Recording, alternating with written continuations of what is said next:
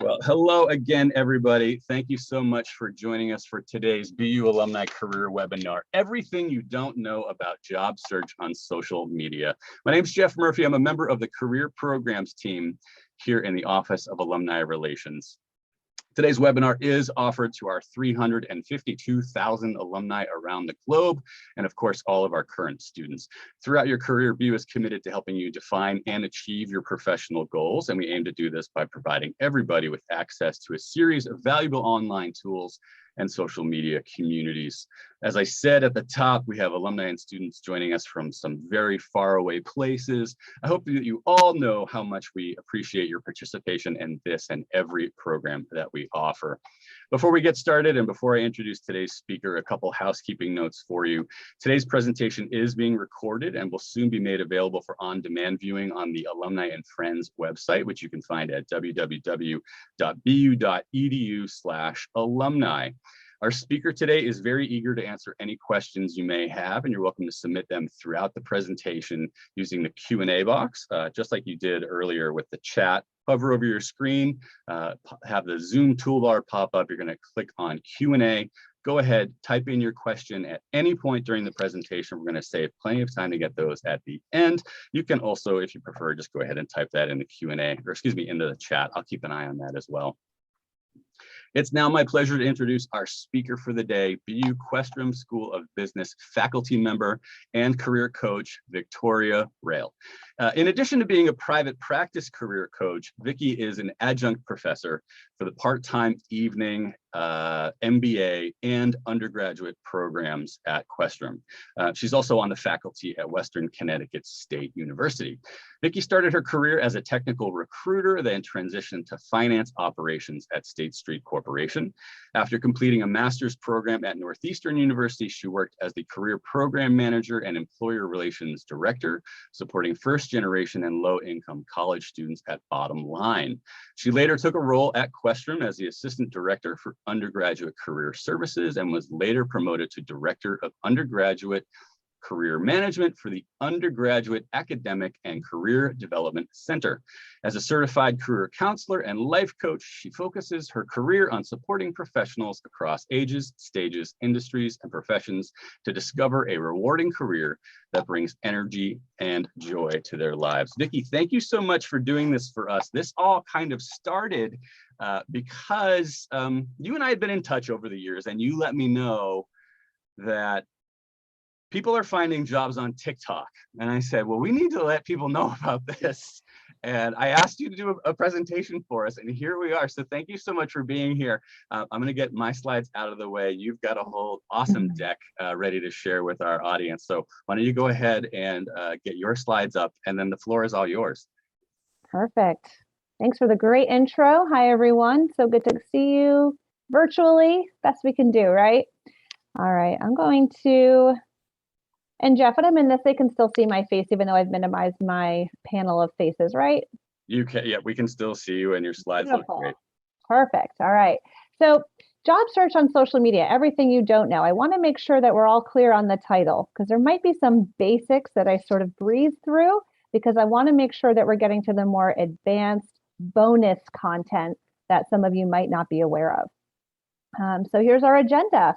I'm going to introduce our topic. We're going to talk about LinkedIn, Instagram, and Twitter, and then TikTok. And then, of course, now that we have all this information, what are we going to do with it? So I have a little bit of a slide to talk about next steps and planning and how to prevent, sort of what to do with what we just discussed today. All right. So Jeff already gave me that incredible intro, so I'll skip this slide, but I hope my robust background sort of supports where I'm coming from with my insights on this topic. And I want to also start by saying thank you so much to all of you for filling out the survey. I had 70 participants that RSVP'd participate in the survey. And when asked what you're looking to get from today's presentation, here is what popped up.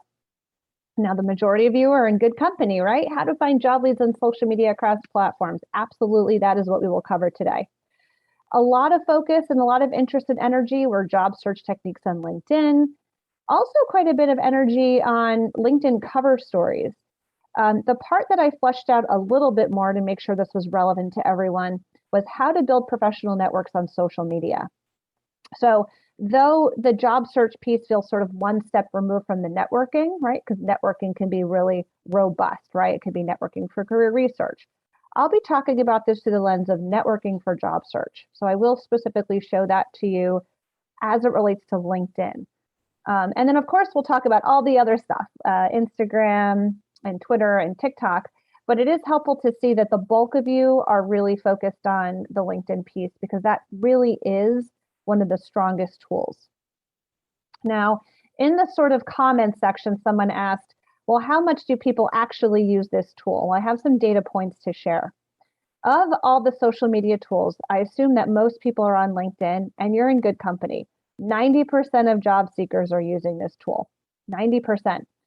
So before we even get started, I just would suggest that LinkedIn and Twitter will be the top two resources I would say to lean on as it relates to social media. There are others, and we will talk about others, but those are the top two. If you're not on it and you're not using it sort of consistently and you're an active job seeker, I would be looking at those. All right. So here's my little bit of a pitch for LinkedIn and using it as a job search platform. I love that we have folks here from all around the world, because as you can see, there are 800 million members in 200 countries using LinkedIn. That's incredible. So you're going to be able to not only have a broader access to job postings, but also to connections, right? So if you are where the job seekers are and you are where, and you're looking for international opportunities, the broader the better, especially in this very hybrid, remote, sort of the world is your oyster, new post-COVID world. Keeping aside time change, it's really great to know that you are going to be able to connect really broadly on this tool. Now, here's some interesting facts specific to job search. There are 77 job applications submitted every second. Over 200 million applications submitted monthly. And look at this, 4 people hired every minute on LinkedIn, every minute, right? So being on this tool, if you are not convinced it's a good place to be or to use it regularly, I hope this convinces you otherwise. So please be on it. Now, when you're thinking about LinkedIn, there's a few things that are sort of what I would consider the basics. Again, this slide I'm breezing over a bit because I want to make sure that we're really answering the call of this workshop, which is everything you don't know, right? The bonus stuff. But I do want to make sure that before you think through the bonus and the extras, you have to make sure it's sort of like a pyramid, right? You need the foundation of the house. You need the foundation before you can add on top of it. So please make sure you have a good photo. Research has shown that the 3 things that consist of a good photo are photos that are in color as opposed to black and white, photos that show a smile with teeth, so Andrew's photo over Kira's, and then a photo that shows what they call smiling eyes. So smiling eyes is very just more of an authentic, genuine smile. So if you're wearing a hat, if you're zoomed too far out and I can't see your face, it's really hard to see these things. So making sure you have a great photo, a strong headline. All right, now largely if you're working, you're just putting your title in there, but don't be afraid to add a few more things. Look at Kira's: designer, mentor, podcaster. Maybe beyond, above and beyond your full-time job, are there industry interests you have or other things that you're into? A custom URL. If you go to your profile on the right-hand side, you'll see a button that says Edit Public URL. It is on the top right corner of your LinkedIn profile page. You can edit that. Instead of it being Vicky Rayel #42LPQ, it'll just be your first and last name. So these are just little tweaks that showcase that you're polished, ready, and you know how to use this tool. And then, of course, a robust profile, right? Above and beyond your basic resume, you're limited to what? 1 or 2 pages, at least in the US. We don't use CVs. So it's a 1 or 2 pager. There's a lot more about you than that. What about all of your courses? What about all of your projects? Maybe there's actually space to add bullets to your volunteer positions and leadership. So these are things I want to make sure that you're really using. Other advanced things, recommendations. LinkedIn, for you to have an all-star profile, you need to have 3 or more recommendations. I would highly recommend filling out your about section with a little bit of a summary. It can also include key skills, key competencies, certifications. Now, I know that there's already a section for skills. There's already a section for certifications, but by listing it again in your About section, you're only doing yourself a favor. The LinkedIn algorithms love keywords. So the way that a recruiter uses this tool is through those keywords and matching that. For anyone that has the pro LinkedIn that you might pay for, you can kind of see how you stack up against others. So make sure that you're using that About section as a way to stand apart, tell your story, and use the system to your benefit. And then look, it's always fun to have a bunch of contacts, but if they're not relevant to your industry or function targets, it's not going to be as useful. So do your best to have as many of those as possible. All right. Now, those are some basic things that I'm hoping you get done prior to doing what I'm about to show you in a moment. And most of you are using this tool for job search, networking, company research, connecting with like-minded professionals, and career research. And so what I want to do is take whatever you're using and hopefully enhance what you're doing and make it a little bit better. And we'll start that off by talking about these pointers. The name pronunciation feature, the cover stories. Using QR codes, this is just largely for in-person events when those are already starting to happen. So just want to make sure you're ready there. Using hashtags on LinkedIn, the featured media space, as well as the providing services part of LinkedIn. This is another way to get jobs, by the way, especially for small business owners and folks interested in contract or temporary work. And then Boolean Search. Okay. So let's talk about the LinkedIn profile and new feature, which is LinkedIn cover stories.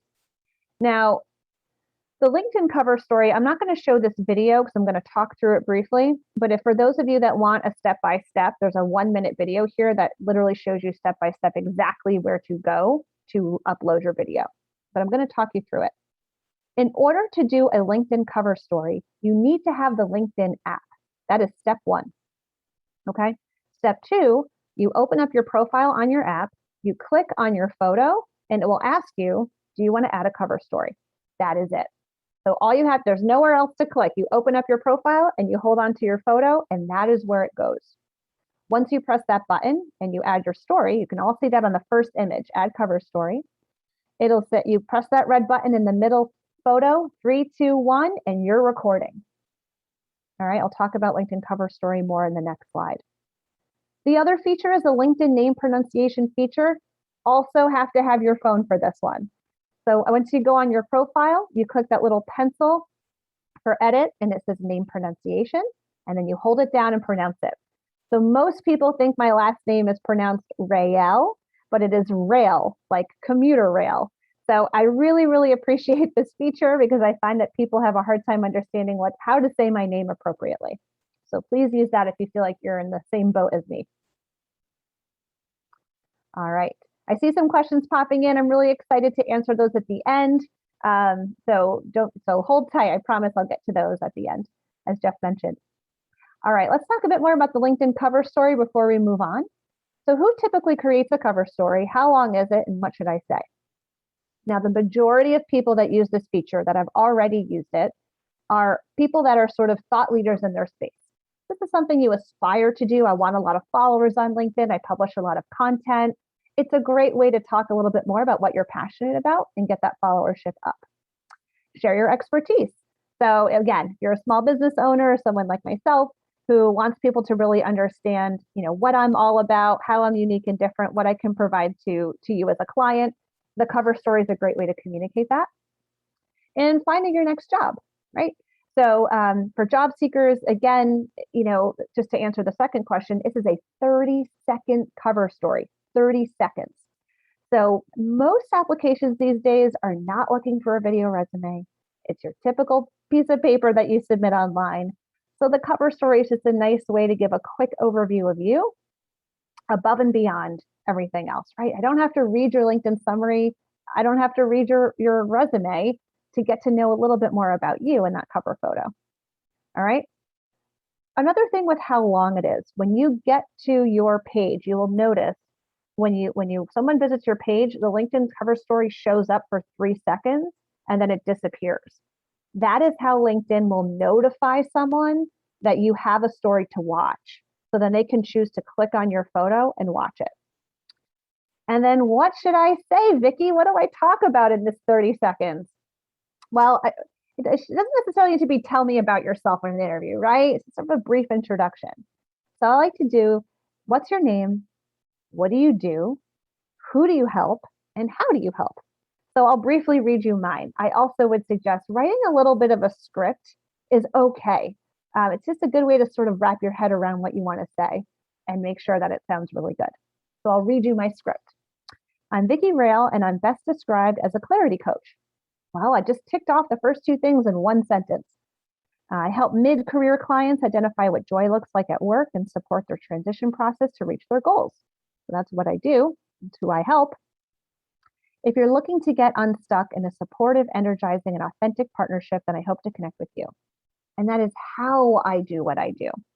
So how might I change this for a job seeker? Let's do it. Let's do an example. I'm Tracy Smith, and I am an accountant. I focus providing auditing services in the finance and government sectors. I'm particularly interested in optimizing workflows and processes to enhance operational efficiencies, and I look forward to connecting with you. That's it, right? Just a little bit of an overview about what you do, who you work for, and how you're a little bit different, what you're excited about, problems you're jazzed about. What do you bring to the workplace? So that's how I might do that for a job seeker. So we can always talk more about LinkedIn cover story, but we have a lot to go through today, so I'm going to keep moving along in LinkedIn. Hashtags. Okay. So a hashtag on LinkedIn is a sorely underused feature. And if any of you have your LinkedIn open right now and you look on the bottom left-hand side, you'll see a number of hashtags. You can follow hashtags. And I hope that if you're job seeking, you're following ones like hashtag hiring, hashtag recruiting, hashtag open job. So these are some popular ones that you can take a look at. You can also add hashtags to your ideal location, hashtag Texas, and your ideal roles, hashtag finance, hashtag consulting, whatever you're looking for. So if you follow those hashtags, it will help to make LinkedIn easier for your job search. It's also really great for interview prep. A lot of career coaches will type a bunch of content about hashtag interview prep, hashtag job search insights. So you can always use those resources. And they're free, which is great.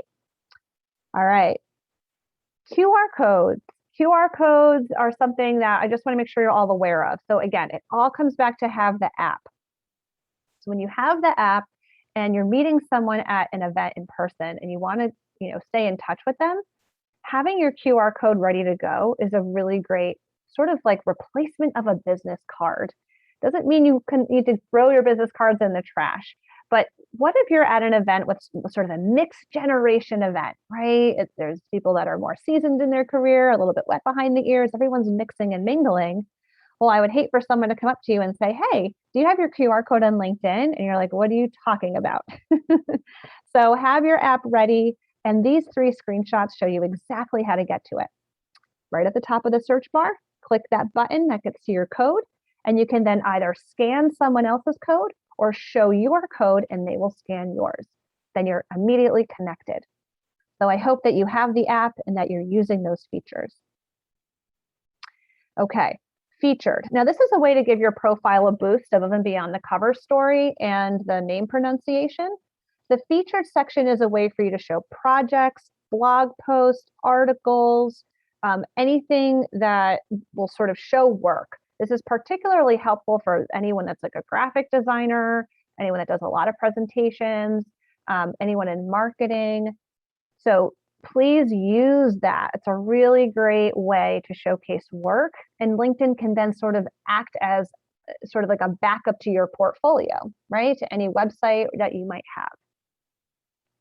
The services option on LinkedIn, you can see here, is an example. Right below Sarah in the example photo, it says providing accounting services, and then it lists specifically what she offers.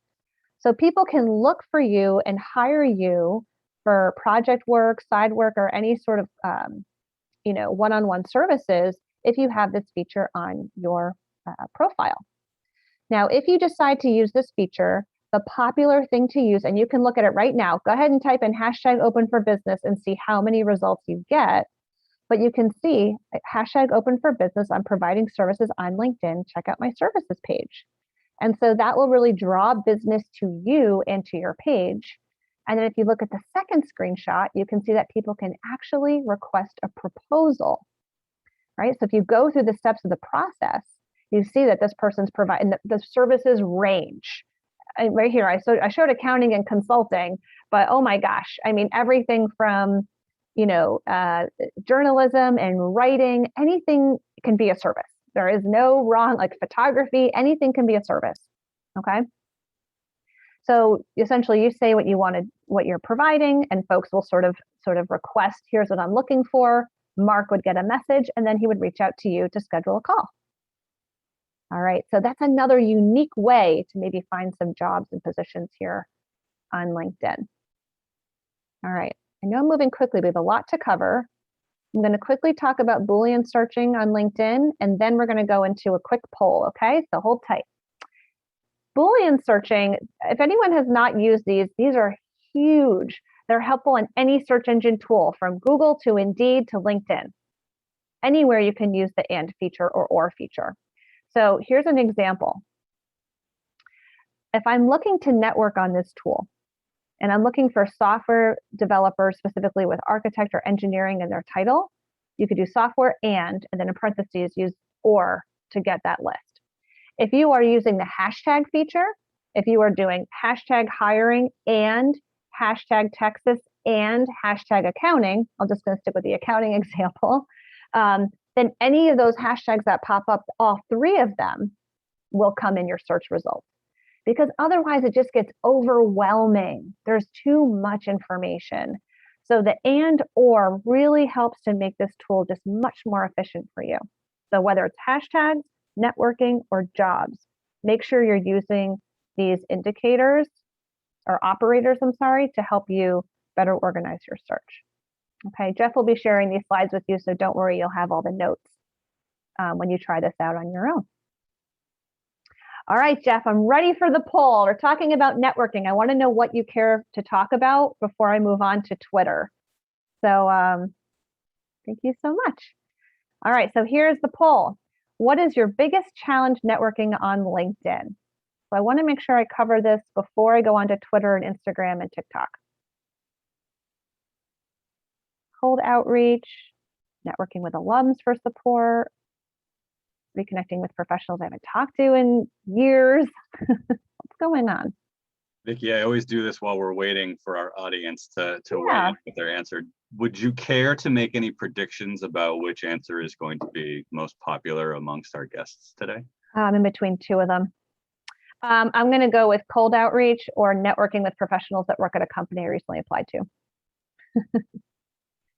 Got it. Those are the two I get usually. Yeah. So the best part is that I can see them coming in. Oh no, I know, it's like drum roll. Edge of my seat. We've got just about 3/4 of you have answered. I'll give it just another second here.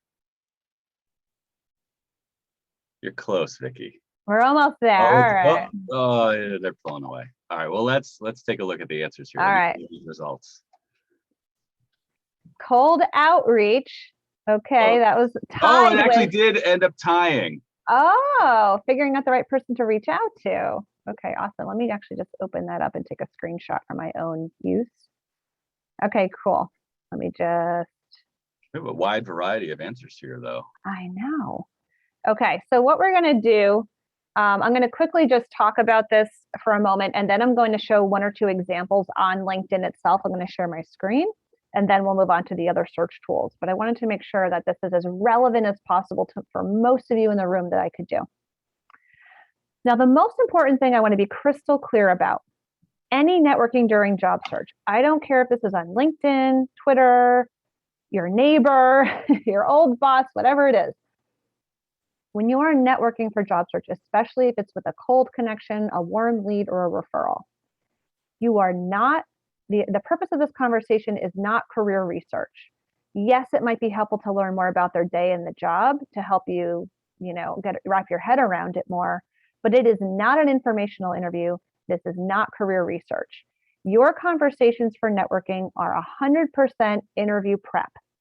If you are actively job searching, okay? So I don't want you to do a bait and switch. I don't want you to be under the guise of, oh, I'm just here to learn more about your career. I'm exploring. And then it's like, by the way, apply to this job, right? That's not what we're doing here. That's not what we're doing. I want us to be upfront about the fact that, yes, hi, Michael, I applied for this position at your company or organization.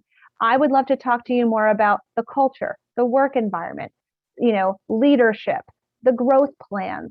I'm hoping that I get called for a first round interview, and I want to do everything that I can to put my best foot forward for that potential interview.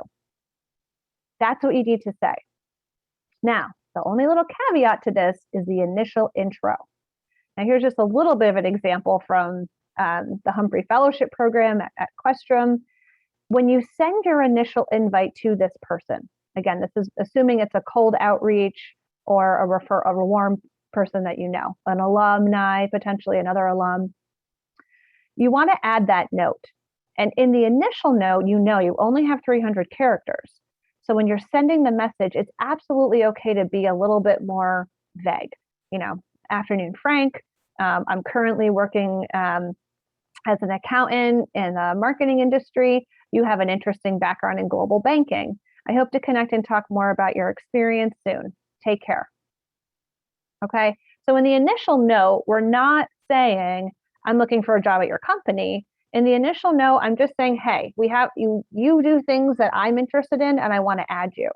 And then once they accept, then I would write the longer message. You're going to have a really hard time in the initial message sort of explaining that in 300 characters. Now you all get, if you pay for the Career Pro account, 15 to 20 or so free in-mails. You can send a direct in-mail to someone. But I find, and I do this all the time, it is actually more successful to connect with someone through this. Once they accept your request, then send a message, as opposed to just using the free in-mails for networking for job search. So that is my advice there. Now, in the interest of time, I'm just going to show one. I just want to double check your survey, and I'm going to share my LinkedIn. The other question we just talked about cold outreach was figuring out the right professionals to reach out to on my LinkedIn during my job search. Okay, so I'll share my screen.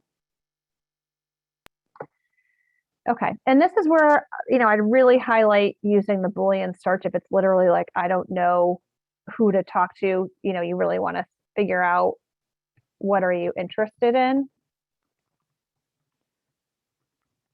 You can do something like to that effect, and you can get a list of professionals. But what I want to do a deeper dive on is let's pretend you actually know the company that you're applying to. So let's say I'm applying for a position at Accenture. And if you go to the people at Accenture, there are 492,185 employees at Accenture. That's a lot of people. How do I narrow this down? Well, obviously, first and foremost, you want to start with your location.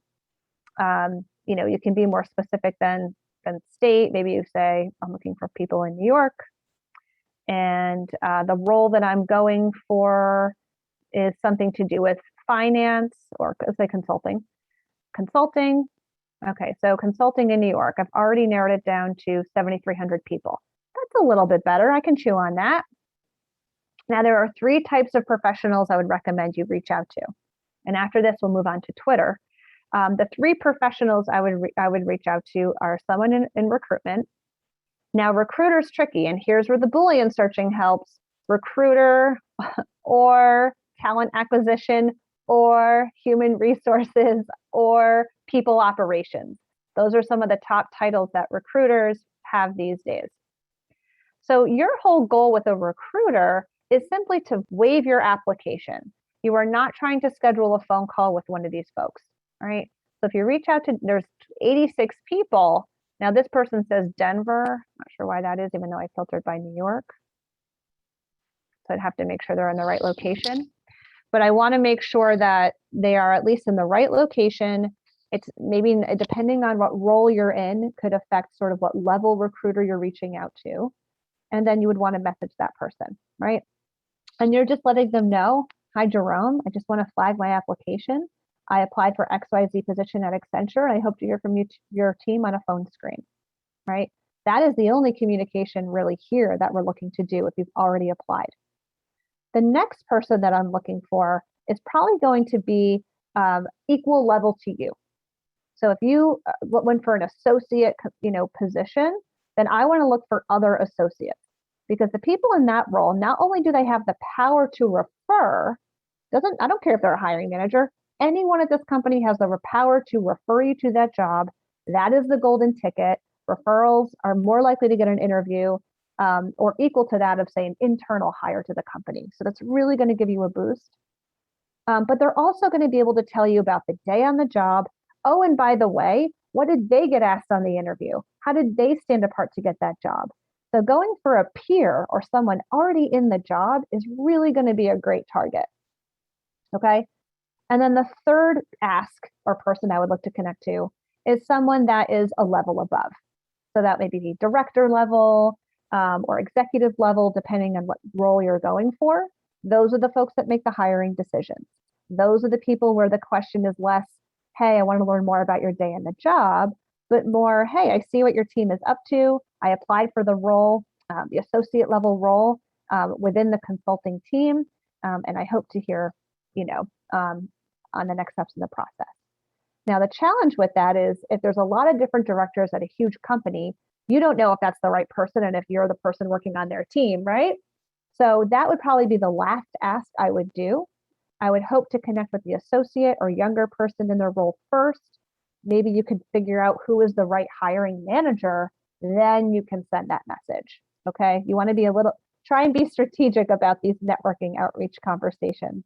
You don't want to just be haphazardly messaging 100 people on the team. All right. I'm going to bring us back to the presentation just to, keep us on track for time. And I saw, I'm going to hold off on answering the question I just saw. I want to answer it. I'll get to it, I promise. I'm going to leave 15 minutes at the end. So we have 10 more minutes of presentation and I'll get to all your questions. But I have an answer for you. We'll just type that in. All right, Twitter for job search. Twitter is my second favorite tool. And here is why. 8 million Americans say Twitter got them their current job. All right. So just like any of these profiles, systems, a profile is step one. Okay. So if you're not on Twitter, I just want to show you some examples. It is different. It is different. The Twitter profiles are a little bit closer to, say, Instagram, right? So you do have a handle, the at, sort of everything referenced on Twitter is your at Ariana Huff, at PR Allison W, at Neil Parekh _UWW. You have your photo, you have your banner in the back, and then instead of a headline or an about section, you are just given this small section where you can sort of say, here's what I do, here's what I'm all about. So again, you're going to be sharing interest there. Now, what's unique and different about Twitter is it is encouraged to use hashtags in that write-up. So you can see by these examples, hashtag remote work, hashtag United Way, right? You can also link to things like your website. You can link people to your LinkedIn, right? Because the profiles on here are not as robust, right? I'm not able to show recommendations. I'm not able to show featured media or projects. I'm not writing all these bullets about my experiences, but it's a great platform to be on. So start with a strong profile. Other things about your Twitter handle, which are a little bit different on Twitter than other places. If you notice, one person put PR and then their name. So that allows people to get to know you without even having to look at anything on your profile, right? Right away, if it's at career coach V Rayel or Vicky R, I know you're a career coach. Some people will say their company, like Neil here, who everything on here is about his job and he's branding his company. So you don't have to just do first name, last name. Okay. Other things I want to highlight here. is sort of like what like a sample job might look like. So right here it says we are looking for 2 new developers at Family HQ to join our awesome team. So on Twitter, if you click at Family HQ, it brings you to their employer or company page, and you can read more about that. It links to the jobs. So that's really helpful to just kind of get a sense of what that looks like. Follow employers. There are 174 Fortune 500 employers on Twitter that recruit on Twitter, okay? So these are viable organizations that are doing very well and that are doing a lot of hiring. So it is absolutely worth being on Twitter for job search. Search or create your own targeted list. Now on Twitter, when you go into your profile, you can see the little red button that goes to the word list. You can create as many lists as you want. You can create a list that says companies I want to work for. You can create a list that says companies that hire remote workers, companies in the fashion industry, whatever your interest is. Be careful to make sure that you're either making that a public or private list. If it is a public list, other people can also see it. So if you're happy to share your list, that's great, but otherwise make it private. The other feature, the image here that's moving a lot, sorry if that's distracting you, next to the following button, when you're following your employers and adding them to your list, you can right click next to the following button, and you can also turn on mobile notifications. This is a time-saving tip. Any of these platforms you are using for job search, get the app, turn on the notifications, and let the job leads come to you. It is absolutely impossible to constantly check all 50 to 60 companies that you want to work with career pages every single day. So by following them on all of these platforms, turning on those notifications, you'll get an immediate pop-up about anything that they're posting. Really highly recommend that tool. Just like with any other social media platform, there are influencers, there are thought leaders, there are hiring managers. You can follow them, see what they're posting, comment on it.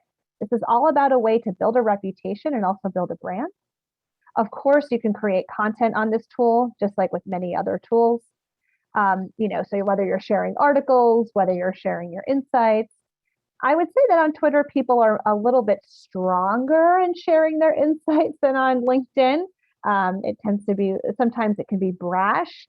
So just be careful not to get sucked into something that might be particularly jarring or particularly sort of triggering for you. You don't want to get sucked into that in a negative way on Twitter if you're here for job search. And lastly, make sure you're using the hashtags just like on LinkedIn, but it's particularly important on Twitter. And here are some popular ones for job search: hashtag job, hashtag jobs, hashtag HR, hashtag job opening. Now, if you look on the bottom left, my last image on Twitter is the most common Fortune 500 tweet hashtags, hashtag jobs. And again, you want to be using multiple hashtags. Again, it's so overwhelming. Hashtag jobs, like what jobs, right? So put in location as well, right? Hashtag Boston, hashtag New York, hashtag Peru.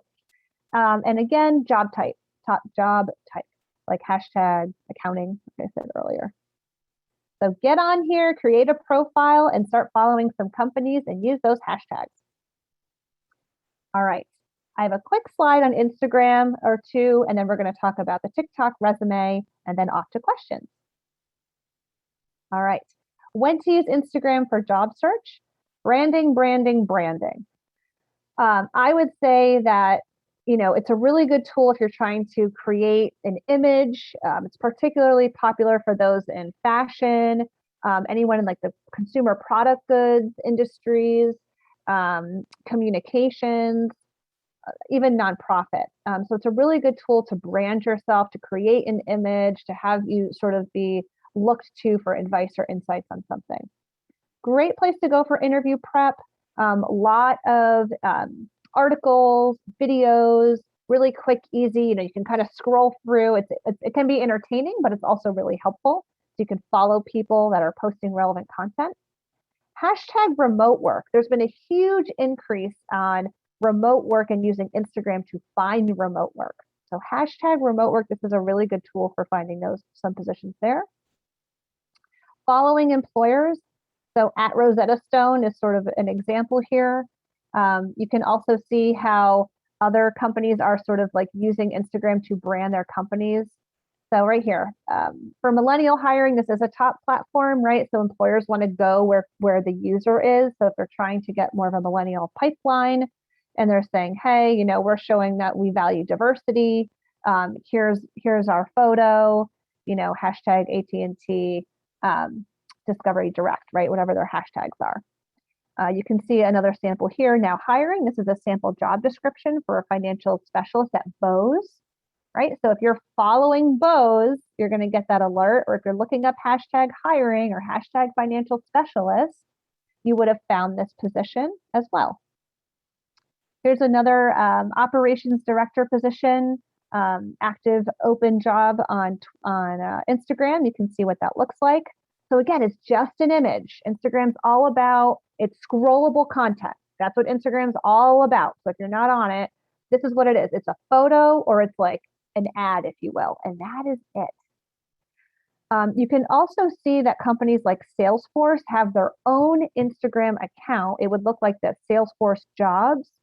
So they have over 1,300 posts, 39,000 followers. You can follow them and get insights into those jobs. Okay. Again, using Instagram, it's very similar to Twitter in that you can see mine right there. You have 150 character bio. It's really concise. And with Twitter, it's all about the hashtags in the bio. With Instagram, it's all what people will put like little images and icons and stuff like that. So it's, you know, you can use Instagram on your computer, but it's much more phone friendly. So you can post, you can follow, you can share. And once you're on here, what do you post? Show yourself at work. If you had to travel and go to a conference, if you feel like you have something going on in the workplace, people are always taking pictures at work and sharing it on Instagram. Again, job search tips and job options, job opportunities are all on Instagram for you. So please use this tool as well. And again, yes, of course, follow employers. I already talked about that. All right, last but not least, TikTok. So here's the deal with TikTok. When you're thinking about job search now and job search in the future, I want you to be aware of TikTok because though it might not be as active right now, it could be in the future. So that's why I'm not spending as much time on TikTok, but I do want to make sure I'm being comprehensive in sharing this topic. So this summer, literally the month of July, there was a pilot program called hashtag TikTok Resume. And there were a number of employer partners like Chipotle, the NHL, Shopify, etc., that took part in this program. Google was not a part of the hashtag TikTok Resume sort of rollout, but Google does have a profile on TikTok for hiring. Salesforce does as well. So I do want to share that there's some pretty well-known companies on here that are looking for employers or employees. Now, just to be crystal clear, the target audience does tend to be a bit younger. The majority of roles I see on TikTok as of today are entry level. I've seen a couple of senior roles, but it's largely entry level or internship. The type of job is much more related around maybe marketing or campaign management. But I do have a sample job here at Salesforce. Again, they are promoting all their jobs, which is anything from tech to finance to marketing.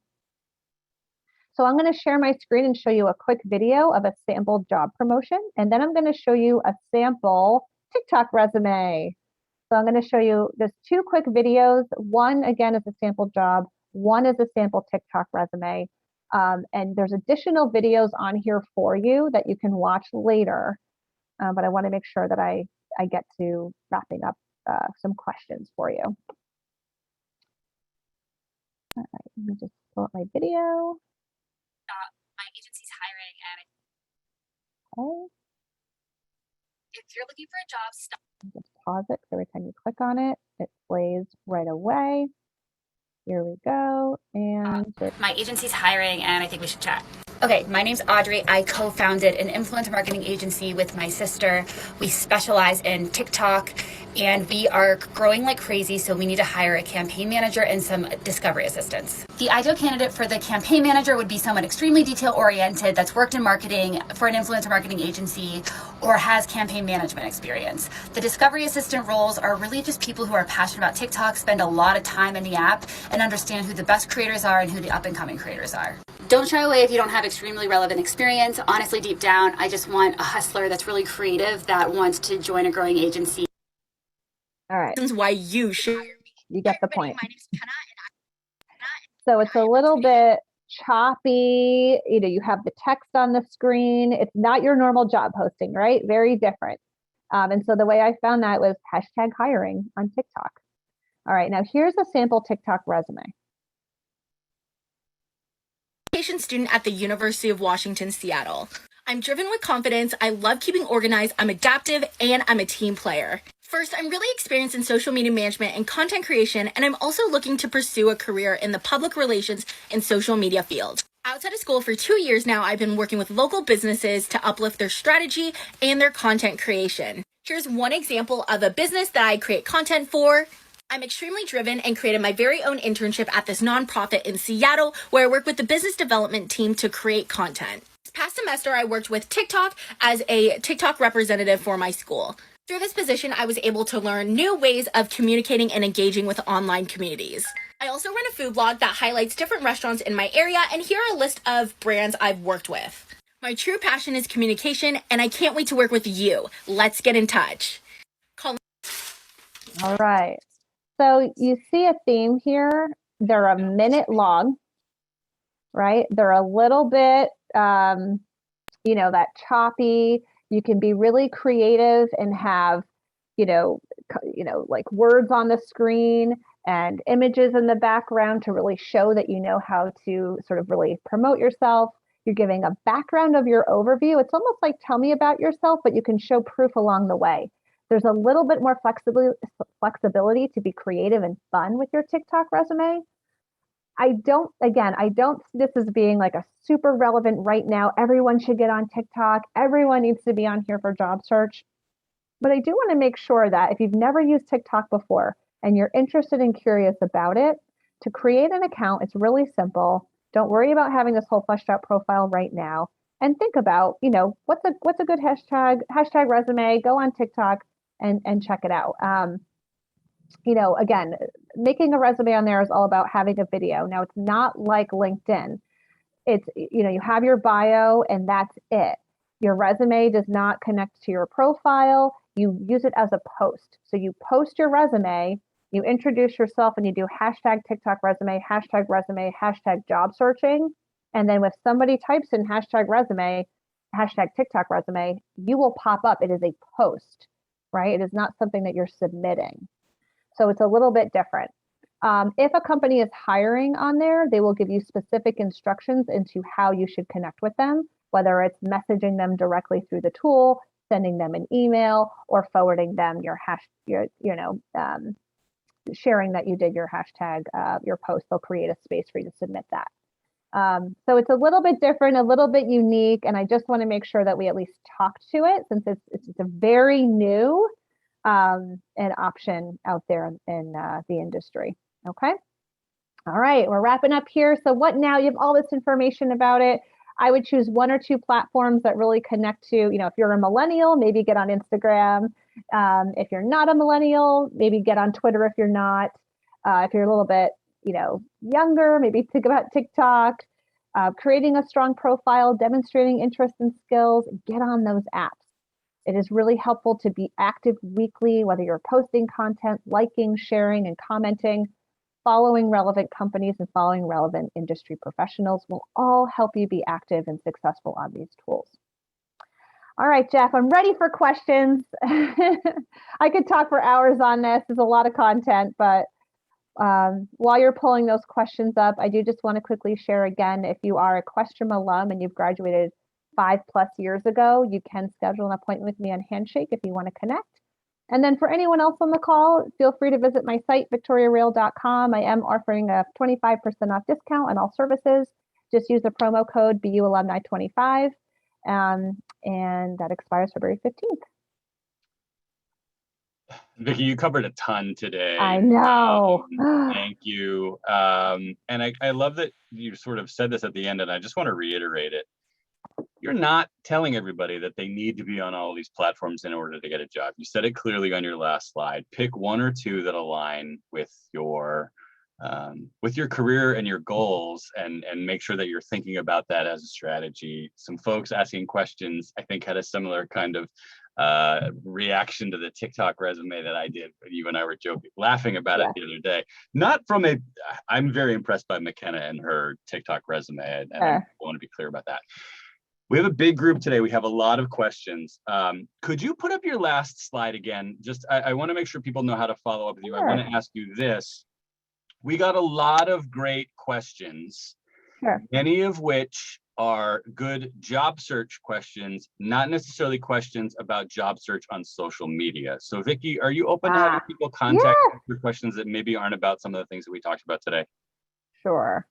So your website is probably a great place for people to go to answer some of those questions. That I apologize to those of you, folks like Catherine, Eric, Hal, asked some great questions that we're just unfortunately not going to get to today, that just weren't about social media things. So I put my email in the chat too, so people awesome. Thank you. Victoria Rayel, railcareers@gmail.com. Okay. Vicky, do you have a hard stop at 1? Do you want to go a couple minutes over? I have time. Yeah, let's go. Awesome. So let's actually start here. Amy asked a really great question. I'm going to reframe it a little bit, Amy.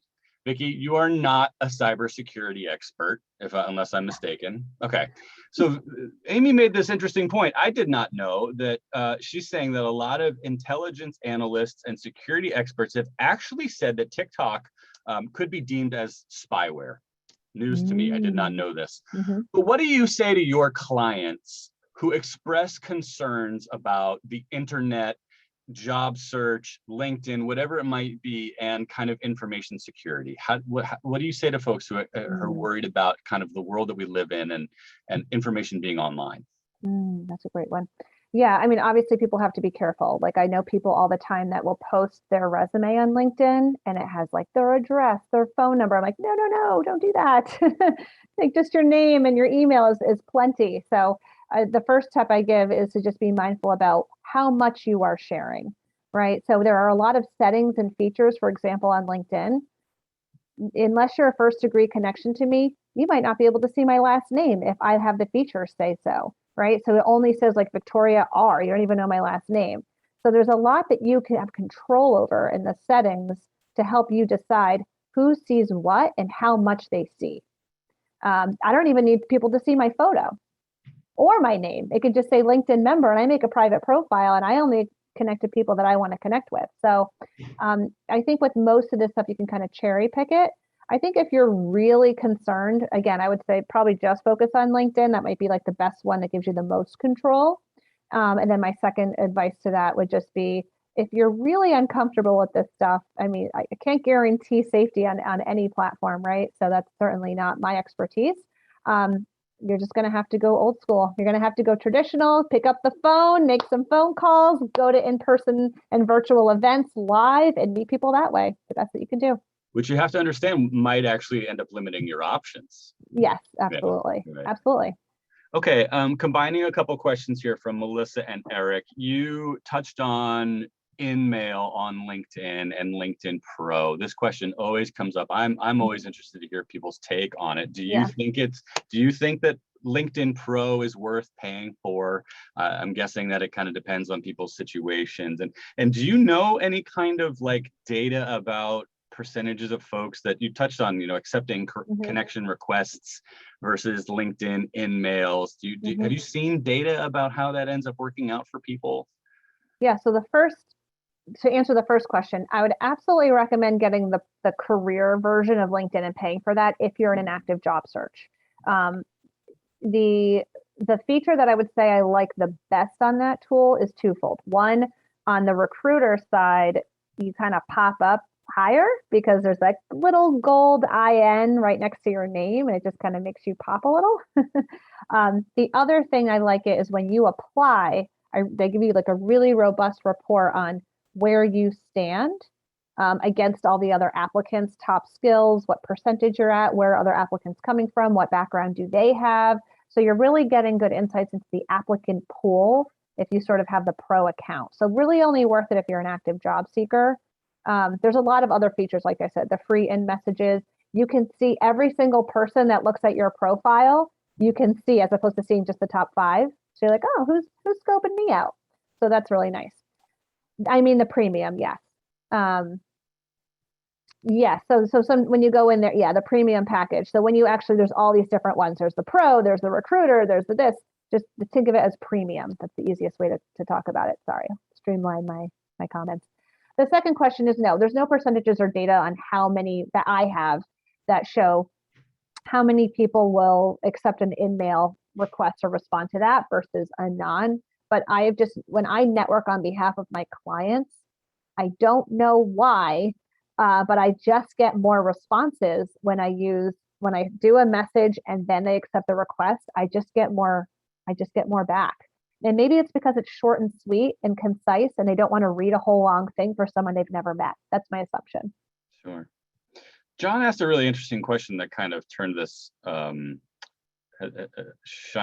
use sort of a new lens. John works for a big company, big in quotes, that has a typical old-fashioned process to recruit people. Small companies he's worked with seem to be better at using new technologies. How does John convince his talent acquisition people to join us in the current century? So I think he wants to get his company to start using things like TikTok to start hiring. Mm-hmm. Yeah. How does he help make that change from inside his company? I think it's sort of a reverse strategy. That would be my suggestion. So first identify what are their biggest pain points, who are they trying to hire, how many candidates have they had, how many have converted into offers, what's their retention. So if you have the data on your side, then you're in good company, because then it's like, okay, great. Every time we hire someone under the age of 30, they quit in less than a year. And that's because XYZ reason, right? We're not marketing our brand well enough. Here are our competitors in the market, and here's how they're doing, right? So sometimes it's showing them the pain points. Sometimes that can help to navigate that conversation, but it can also be great to look at competitors in the market and see what they're doing to be successful and see if that's helpful.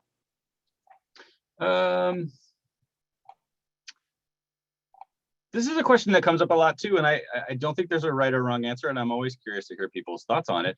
Taryn's wondering, should we create separate Instagram, Twitter, other social media accounts for work versus our personal lives?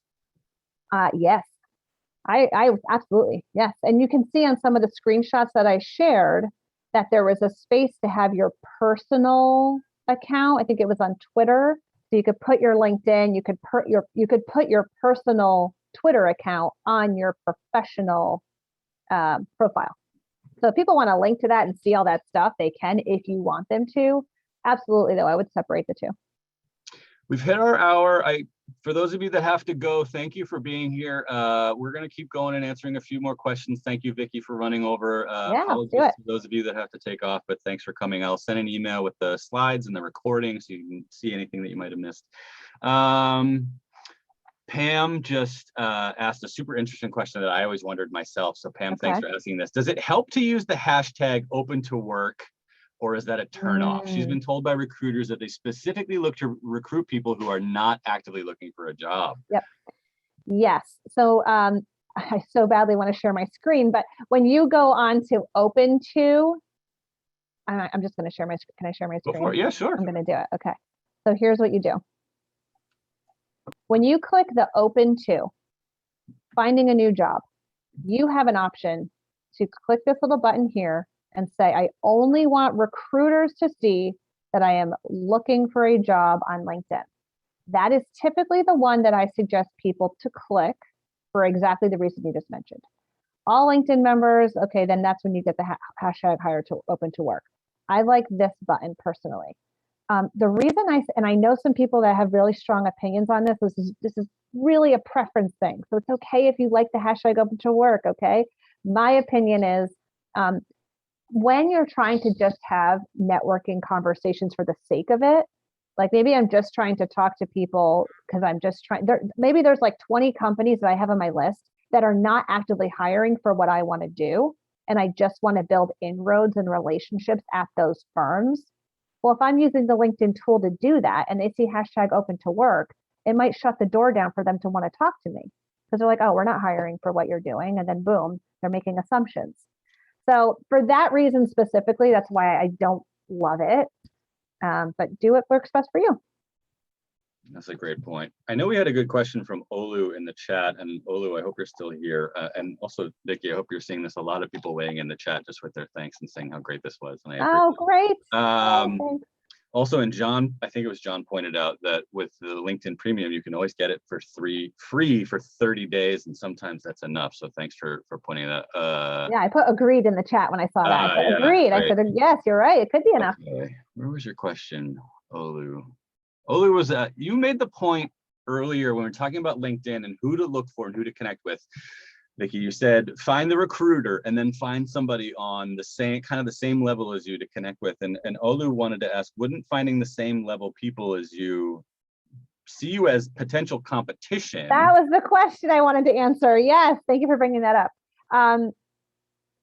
I don't think, I would say they already no. work at the company. They so they already have, not only, so I understand the question though, right? So if you're an associate level person and you want to get into that next level position, then maybe you're like, okay, well, if you come in and you do an awesome job and I'm doing an awesome job and now I'm competing with you for that next level job, which I could see that.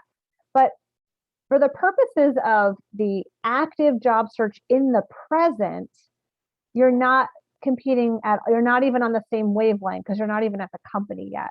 So really what they're just providing insight on is to help you be successful in your job search for the role that they currently have, but likely they have sort of like a leg up on you internally already because they have more experience and they've been at the firm longer. So I wouldn't necessarily worry about them being a competitor. 9 times out of 10, if you ask someone that's already in the job, I'm interested in doing a role similar to yours, they'll be open to sharing that information with you. And the higher I'm talking, when I work with my VP level clients or people that are executive level, et cetera, that becomes even more important, right? The higher you are in your career, the more important that becomes. Because, if that role is open, there's not a lot of open jobs in that space. Some companies have like 100 VPs. It's like it's not even a big deal. But other industries, there's only a handful of jobs in that space. So if it is available and someone already has that job, all they want to do is help and support you, be a peer in that space. So I wouldn't worry about it is my point. Let's do a couple more. We have some great questions. I apologize, everybody. We're just not going to get to all of them. I would encourage you to follow up with Vicky directly. Lori makes a great point. We didn't talk about Snapchat. Where does Snapchat not fit in on this? I personally am not on there. I've heard rumors of its demise, but I think it maybe is still around with our young people. My son's daycare is on Snapchat, so I'm down there to see his photos at daycare, but that's pretty much the really, really young people are on Snapchat. Yeah, it's really more for fun. I can't talk to that I haven't done my research on it, so I can't answer that question. I'm sorry. No, that's okay. All right, let's end with Stacy's point. Stacy says, okay, I'll admit it. I'm 53 years old. The TikTok resume is kind of nauseating. And if I were a recruiter, I'd be turned off. That's why we're doing this, right? So totally. I think this is a great place to end. I mean, this social media, I had said this to you, Vicky, I'm thinking about deleting my Instagram and my Facebook for my New Year's resolution in 2022. It occupies a very interesting place in our lives. What say ye? About deleting your personal account? Not about me, about what social media means for us in terms of job search and oh yeah, it's been happening, it is happening, and it's not going away.